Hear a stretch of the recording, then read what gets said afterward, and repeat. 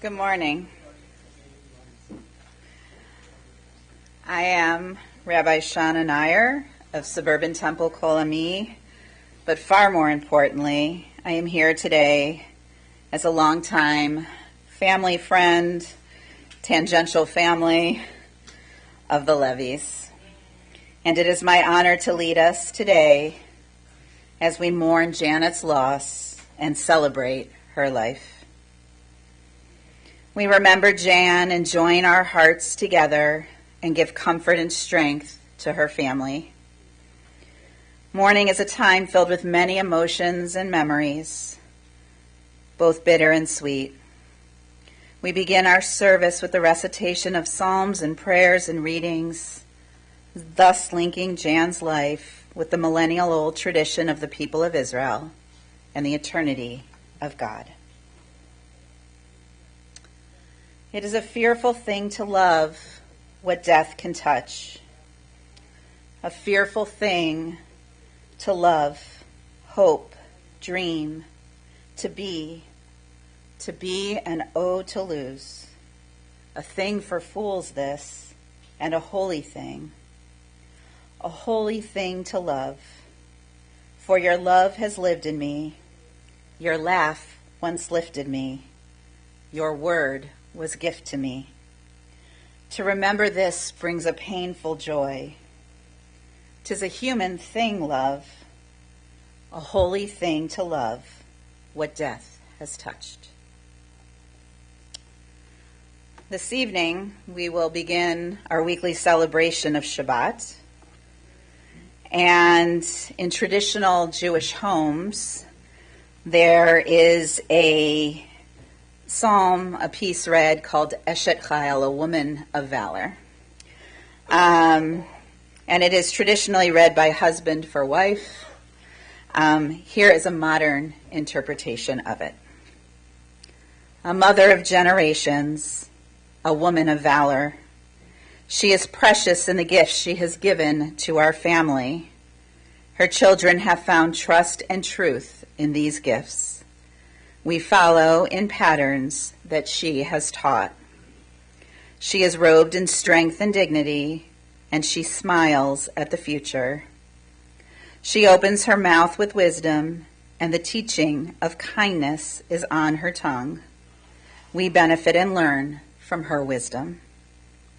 May she always be credited for the fruit of her labor and her achievements. May she live on in glory. Our rabbis taught that there are 3 crowns: the crown of Torah, the crown of priesthood, and the crown of royalty. But they emphasized that the crown of a good name exceeds them all. The book of Ecclesiastes says, "A good name is to be treasured above precious oil." Wealth, health, and even life passes away, but a good name lives forever. In this view, the Talmud teaches, monuments need not be erected for the righteous. Their deeds are their memorials. They will be remembered and revered for the kindness they have shown, for the love they have given. They are shining examples of what it means to be a mensch. Jan Levey was indeed a mensch. And there is no greater honor that we can give someone than that of hesped, that of eulogy. And her 3 amazing children are going to eulogize her this morning. We're going to begin with her daughter, Sarah.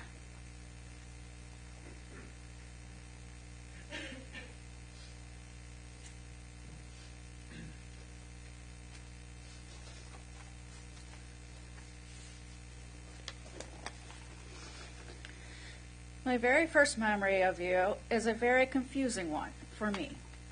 I was like 3 years old, just old enough to start realizing things.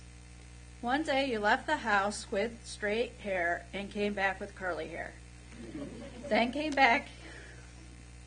Then a couple of weeks later or so, you left the house with curly hair and came back with straight hair.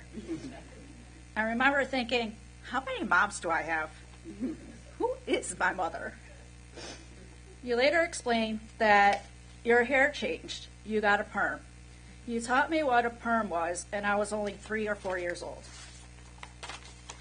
My second memory of you was when I was old enough to learn etiquette when opening gifts. You told me to act happy with the gift, even if you aren't, and thank the person who got the gift. I think it was my birthday, and we were celebrating with relatives. I knew this present had two-part gift. Was a two-part gift. One was a wrapped-up box with a toy in it, and the other was wrapped-up batteries that went with the toy. Since the batteries were on top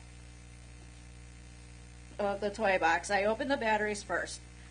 Showing you I was paying attention and understood what you told me, I said, "Wow, batteries! Just what I always wanted." He had such a good laugh. The best memory is when you were working at Shaker Library Friday nights and Saturday mornings. When you came home Friday night and Harlan, Barry, and I were asleep, you brought home books for us to read. You placed the books next to each of our beds so we'd have books to read.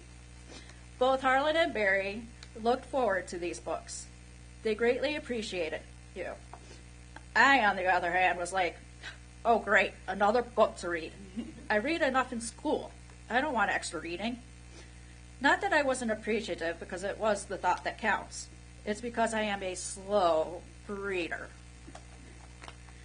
During my school years, you helped me with my homework. You also took us to musicals like Into the Woods, Phantom of the Opera, and Beauty and the Beast, to name a few.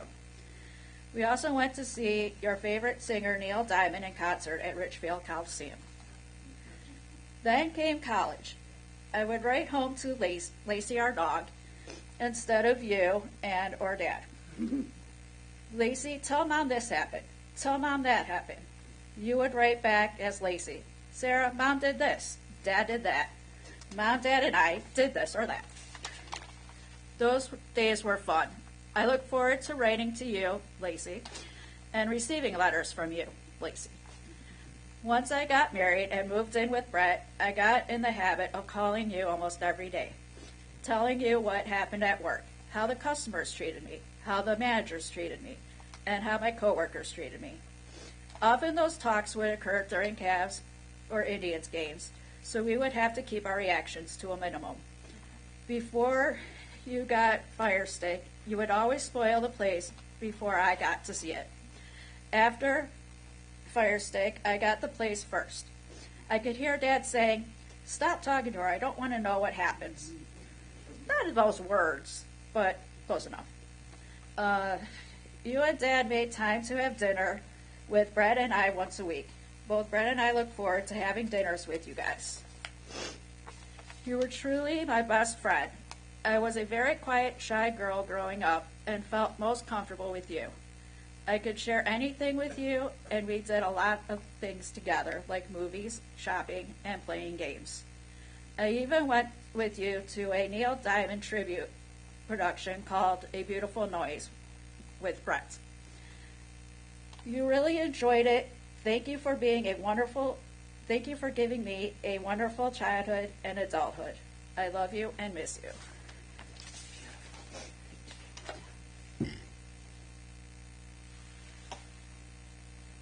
Harlan.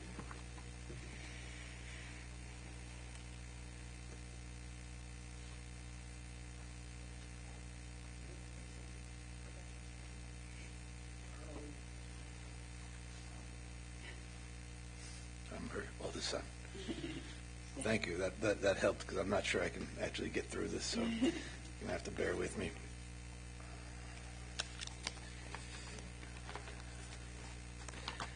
So as most of you know, our mother was a librarian and she loved to read. One of the many, many things I'm grateful for is that she passed that love on to us. She had a wonderful mind, an enormous amount of patience, and also taught us that actions speak louder than words. Quietly, she always showed up. She moved things forward. She gave an ear or a hand to anybody who ever needed it. I want to thank you all for showing up today and over the years. We appreciate you being here, and we know that our mother would too. Alzheimer's took her mind the way it takes so many, slowly and then all at once. For her, it felt like a particular kind of cruelty. First, it took her ability to read, and then because she was an archivist by nature, it came for the archive itself. Initially, the disease shuffled her filing system. It presented itself like messy drawers. The memories were still in there. She just couldn't pull them up or find them when she wanted to. Then things went electronic. The wires got crossed.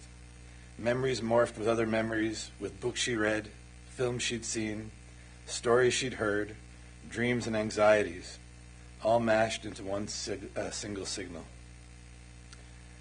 By the end, it was more like a transistor radio in the middle of nowhere. If you were lucky, there was a word or two before the static came back. And while that disease stripped away the language of her mind, it began stripping away the language of her body. First speech, then movement, then even the ability to swallow.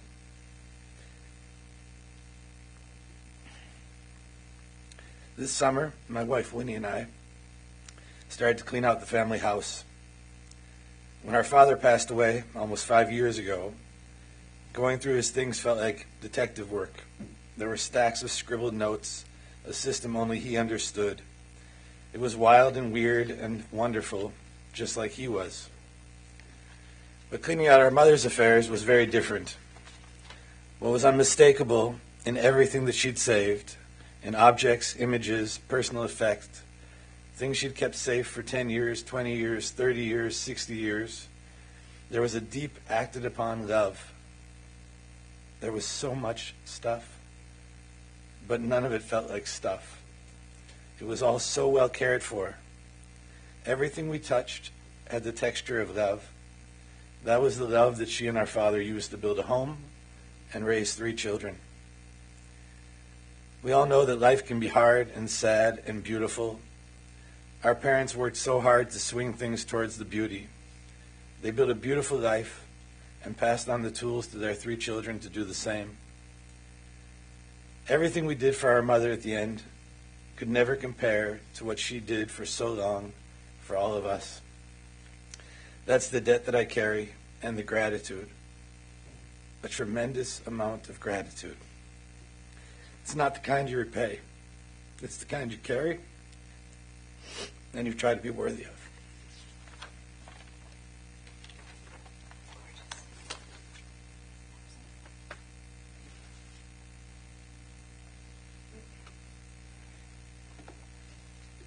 And our middle son, Barry.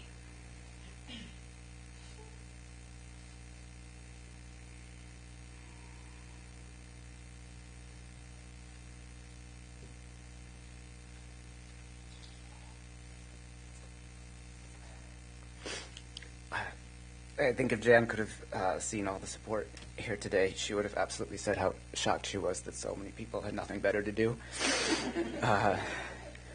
But I have a memory of Sarah and Mom that I'm kind of surprised she didn't share, of Sarah having to suffer through a rap Mom wrote for her bat mitzvah, and had to further suffer through Harlan, me, and several of our friends here today rapping that rap at her bat mitzvah. Harlan somehow got away with a professional barbershop quartet at his. Lucky. But Mom definitely rewrote the lyrics to We Love You Birdie as We Love You Barry and had her friend sing it at mine. So I'm sorry I'm going to sing, but this is my loving revenge. Crosswords and comics and kitschy collections, baseball and Broadway and books of detections, rummy cube, jigsaws, the flair a brooch brings. These were a few of Jan's favorite things. Dr. Seuss, Silverstein, Cummings, and Cleary, Follett and Gabaldon, Rendell and Christie, Caleb Carr, Quincux, The Name of the Rose. Jan ignored nonsense by reading all those. Road trips with Hal over vineyard and canyon, holding his phone maps, the stoic companion. Cruises in Europe, Hawaii and Rome. Anywhere's better than eating at home. Salads of egg, tuna, taters, tophilia, patties of salmon and balls of gefilte, tuna mat casserole straight off a can. These were the 6 things cooked okay by Jan. Now, but brownies, banana bread, sheet cakes, muffins and blondies, croissants, all the sweet bakes.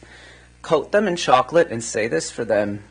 Those were things Jan ate before 10 a.m.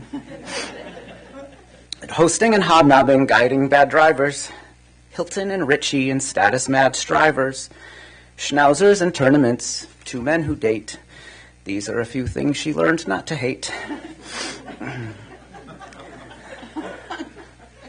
Harlan and Sarah and Barry and Heather, Julie and Brad's kids and grandkids together, Harris and Isaac, named for Hal and her mom. These are the ways Jan will live on and on. So when the dog bites, when her loss stings, when I'm feeling sad, I'll simply remember her favorite things and sing Neil Diamond bad.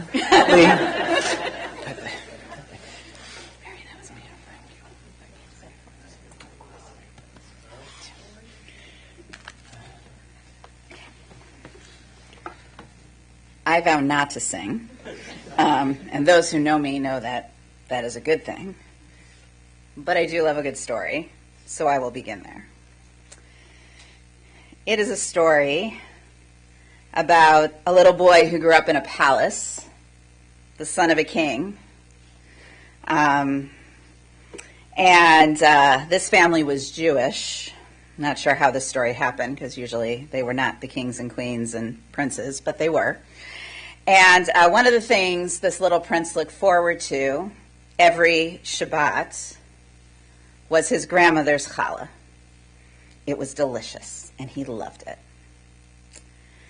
And at some point, it was time for his father to retire, and he became king, and he had everything at his access.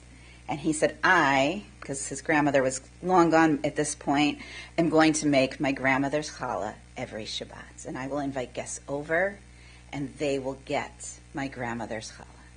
And so his first Shabbat as king, he sent the royal baker out. He said, you have unlimited funds and resources. Go find the best ingredients, the best flour, the best eggs, the best honey. Find the best recipe. I take my grandmother's recipe, find the best ingredients, and make her challah. And the royal baker did just that. And they sat down for Shabbat dinner. And already the now king, he was the prince, his mouth is watering. He can't wait for the blessings. So he is going to eat this challah. And they say candles, and they say kiddush, and they say motzi, and he bites into the challah, and it is not the same. And he said, you must have done something wrong. I don't know if you baked it at the wrong temperature. I don't know if some of the ingredients weren't good, but you need to try again. I'm telling you, you can have more money, whatever you need to do. Go beyond the palace, go wherever you need to go, but you need to do this. And the next week, same thing. And this went on for a couple of months. And after this was happening on a Saturday, the king was taking his Shabbat walk, and he runs in to a young woman. And she says, King, why do you look so sad? And he tells her the whole story about how he misses his grandmother's challah, and he's been, sparing no expense to get this challah. And she says, well, I will tell you, my grandmother makes the finest challah in all the land. Why don't you come back? I am sure she will share it with you, and maybe her recipe is a little different. So they go back to this young woman's grandmother's house, and he tastes the challah, and it is incredible. And he says to the woman, I need to have your recipe, and I need to know where you get your ingredients so I can have this challah every Shabbat. And he said, I will give you my secret. It is not about where you buy your ingredients. It is not about the recipe. I am sure that your grandmother had the same secret ingredient I had, and that is love. As I was meeting with Sarah and Barry and Harlan, and we were talking about Jan, this story kept coming to mind. Firstly, because while there may have been some debate over Jan's cooking, no one can deny that she was an excellent baker. And her secret ingredient was indeed love. The Levey house was one where her kids and their friends loved to hang out because it always had great snacks. And while some were store-bought, they were often homemade baked goods. And because at her core, Jan loved doing for others, she would rotate the baked goods so that she was always making someone's favorite. And the truth is that the debate over her cooking abilities may have been far less to do with her actual skills and far more to do with the picky eaters she was cooking for. With the exception of Harlan, who was an appreciative audience of most foods, her family was, let's say, particular. They were a little picky about what they would eat, and Jan, with her secret ingredient of love, catered to all their preferences. And Jan was a great hostess beyond her immediate family as well. While she may have blustered and acted like she hated all the work that went into a party or a big family meal, she secretly loved it. Julie remembers the first large family dinner she hosted after she married Hal, and how proud she was of the meal she served everyone. And then there were the murder mystery parties and the costume parties.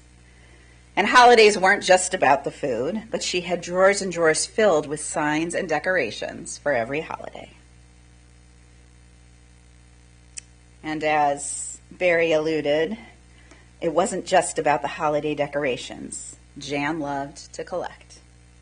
As he wrote in his eulogy, Jan was also an avid crafts fair patron, where she collected kaleidoscopes, creamers, dreidels, turned wood houses, and people of primary colors, and any tchotchke that could overclutter a holiday table. But as Harlan spoke about this morning, and as he explained when we spoke, these weren't just things for Jan. Each was lovingly picked out and spoke of a life of love. A 50-plus year marriage to Hal full of love, and to love for her kids. And each item, if not displayed, was lovingly packed away with care in the same way she cared for the people that she loved. Jan taking care of people began when she was a kid. By the time Jan's parents, Ben and Ina, were married, both of Ina's parents had passed away, So Ina's sister Naomi, who was 8 years younger, came to live with them. Shortly after their wedding, Ben went off to the war, and Ina was left pregnant and living with Naomi. So when Jan was born, Naomi helped Ina take care of her, and they became a fearsome threesome for life. Julie told me that if they needed to call somebody at 2 a.m, they knew that they could call each other because they always knew each other. They were very late night people. 3 years after Jan came along came Steve. Naomi married Herman, and then along came Julie and Brad. And Jan relished the role of big sister and older cousin.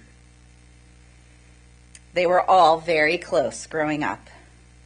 I often refer to my daughter and my nephew as cribblings. Not quite siblings, but much, much closer than cousins.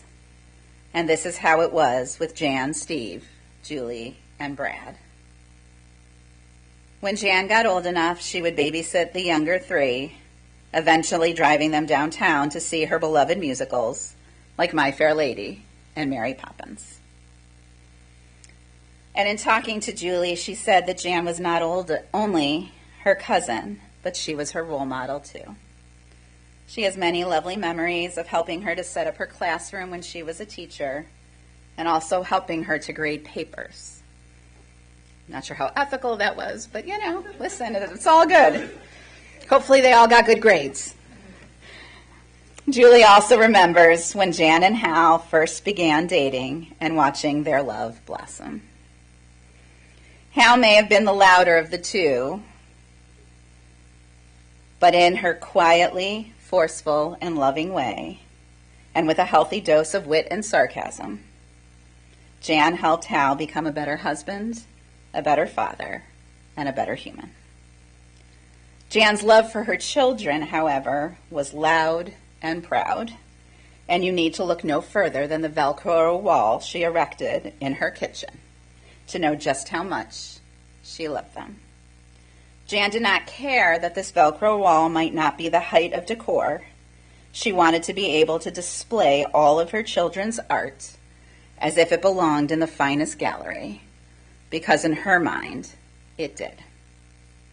And when she ran out of room in the kitchen, she put Velcro on all of their bedroom doors so that they too could display their favorite pieces. As a librarian, Jan loved to read and was never without a book. In fact, her email was jlreads@aol.com. And she passed, as we heard, this love of joy in reading to all her kids as well. And at least 2 of the 3 of them loved the days she came home with a stack of books for them. Jan's influence on her children is very clear. Perhaps that Velcro wall was the forerunner to Harlan's career. Jan loved Broadway musicals and enjoyed watching all of her kids perform when they were younger. And perhaps that love of theater, along with a love of reading, inspired Barry to become the writer that he is. And most importantly, you can see Jan's kindness, generosity, and love in the incredible humans her children have grown into. It wasn't just Hal and the kids Jan was so generous and loving with. It was all who were blessed to know her. Her sister-in-law Kathy recalls that when Jan worked at the Shaker Library, she would take her break time to walk their dog. And cousin Paula Friedman wrote in tribute that Jan was always there to help. When I couldn't be there for my sister's doctor or radiation appointments, she would always step in. Family friend Maria Alvarez recalled, Jan was such a kind and loving spirit. I feel incredibly grateful that my childhood was defined by the pillar of our weekly Friday night dinners with Jan and Hal. The evenings were always full of deep belly laughter and wonderful, memorable stories. I am forever thankful that I got to grow up alongside the Levey family. Harlan taught me a new word this week. He said there is a personality type that some are using in addition to introvert or extrovert, and it is otrovert. He felt this described his mom perfectly. Otroverts are less focused on belonging to groups and more focused on individual growth in their relationships with others. They have lots of empathy and compassion, and they love doing for others. This is who Jan was at her core. And what was incredible is that as Alzheimer's disease began to take her memory and so much more, Jan remained who she was at her core. Long after she lost the ability to read, Jan was still always carrying a book. She was still always the funniest, wittiest, smartest person in a room. And she was still taking care of objects and people. One visit, Winnie had a cold, and long after it was gone, Jan was still asking her how she was feeling. Poet Merritt Malloy writes the following: "When I die, give what's left of me away to children and old men who wait to die. And if you need to cry, cry for your brother walking the street beside you. And when you need me, put your arms around anyone and give them what you need to give me. I want to leave you something better than words or sounds. Look for me in the people I have known or loved. And if you cannot give me away, at least let me live in your eyes and not on your mind. You can love me most by letting hands touch hands, by letting bodies touch bodies, and by letting go of children that need to be free. Love doesn't die, people do. So when all that's left of me is love, give me away." Jan put so much love into all that she did. May we honor her memory by always remembering that the secret ingredient to a life well lived is love. And may we give that love freely.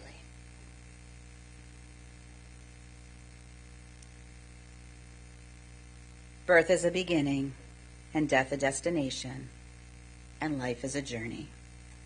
From childhood to maturity, and youth to age, from innocence to awareness, and ignorance to knowing, from foolishness to discretion, and then perhaps to wisdom, from weakness to strength, or strength to weakness, and often back again.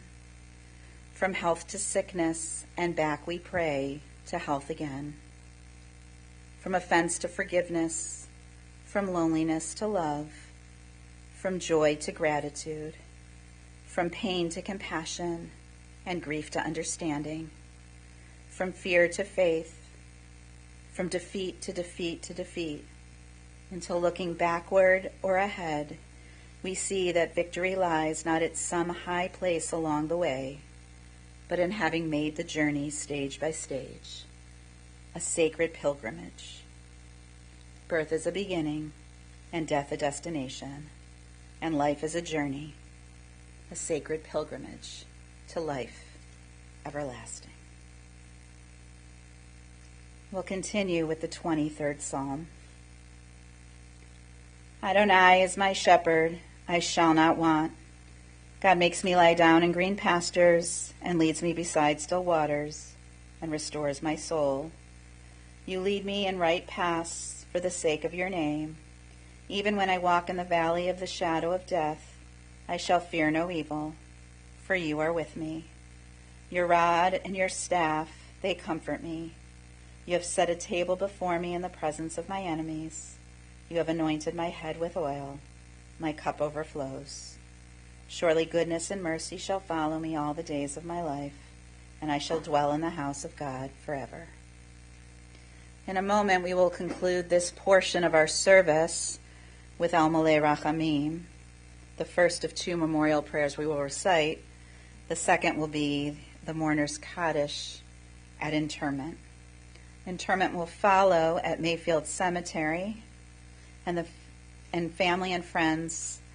The family will receive friends immediately following interment through 8 p.m. this evening at the residence, 2475 Brentwood Road in Beechwood. If you are able, please rise for El Malei Rachamim.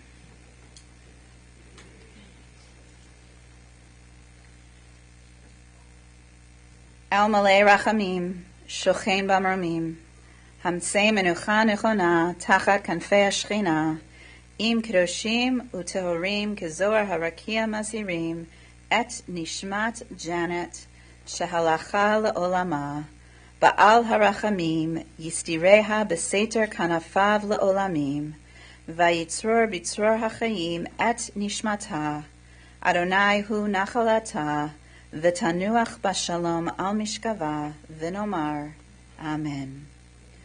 Compassionate God, eternal Spirit of the universe, grant perfect rest in your sheltering presence to Janet, who has entered eternity. O God of mercy, let her find refuge in the shadow of your wings, and let her soul be bound up in the bond of everlasting life. God is her inheritance. May she rest in peace, as together we say, Amen.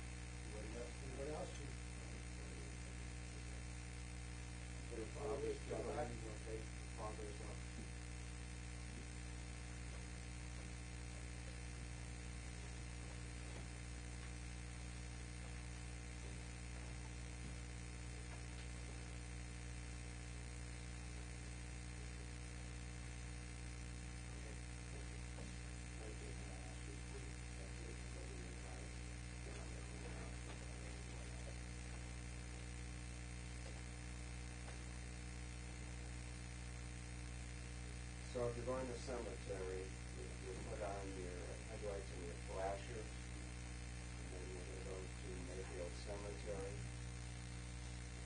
and you can return your cars. Thank you.